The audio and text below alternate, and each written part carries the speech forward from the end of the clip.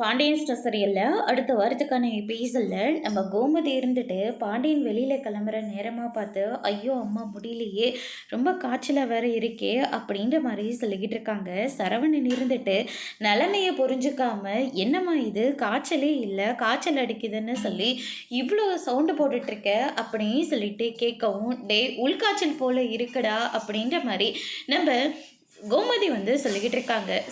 நம்ம பாண்டியன் இருந்துட்டு எதுவுமே கண்டுக்காம அவர் பாட்டுக்கு பணத்தை எடுத்துக்கிட்டு சரவணா நான் கடைக்கு போகிறேன் எப்போ வரையோ வா அப்படின்னு சொல்லிட்டு அங்கேருந்து கிளம்புறாரு. அதுக்கு அடுத்ததான் பார்த்தீங்கன்னா நம்ம அரசி இருந்துட்டு அம்மா இது ஒர்க் அவுட் ஆகலை வேற ஏதாச்சும் பெட்டராக நீ ட்ரை பண்ணுங்க அப்படின்ற மாதிரி சொல்லிட்டு அங்கேருந்து அரசியும் கிளம்பி போகிறாங்க.